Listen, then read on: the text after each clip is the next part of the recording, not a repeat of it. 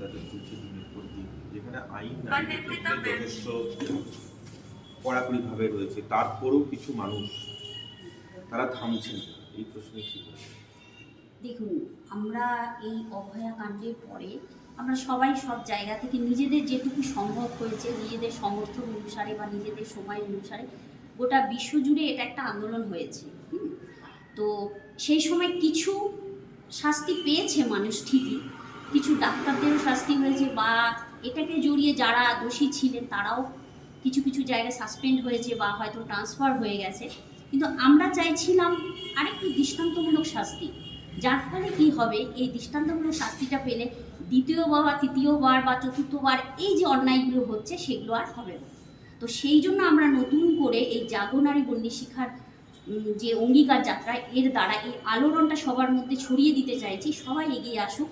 আর এই মহিলাদের আহ্বানে যে নারী মর্যাদা রক্ষা, সেটা যাতে মানে সুসম্পন্নভাবে হয়। জানি এটা সম্ভব নয়, কারণ এটা শুধু যে সমাজের অবক্ষয় বলবো বা সমাজের প্রতি শুধু নারী কেন, আজকাল পুরুষদের উপরেও দেখছি অন্যায় অবিচার হচ্ছে, সেখানেও হয়তো আলোড়ন হচ্ছে না, কিন্তু আমরা নিউজ চ্যানেলে বা নিউজ পেপার পড়লে যেগুলো দেখতে পাই যে আজকে একটা পরিবারে দেখা যাচ্ছে হয়তো কোনো কারণে হয়তো স্বামীর উপরে অত্যাচার হচ্ছে বা হয়তো বাবা মার উপরে অত্যাচার হচ্ছে।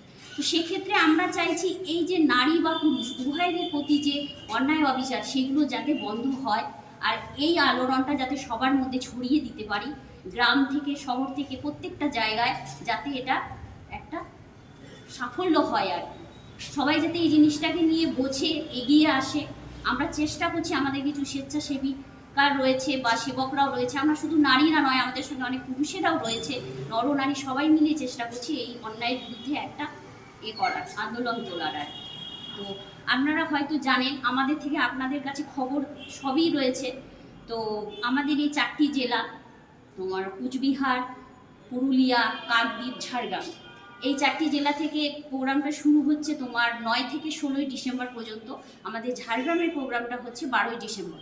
তো আমরা চাইছি এই 12ই ডিসেম্বরে গোটা ঝাড়গ্রাম শহরের লোকেরা সবাই এখানে আসুক, এই আন্দোলনে আমাদের সঙ্গে সামিল হোক, আমরা যাতে ভালোভাবে এই প্রোগ্রামটা সম্পন্ন করতে পারি। তারপর এখান থেকে আমাদের অঙ্গীকার যাত্রীরা চলে যাবে কলকাতার উদ্দেশ্যে। 16ই ডিসেম্বর ওখানে বিভিন্ন জেলা থেকে এসে প্রোগ্রামটা শেষ হবে।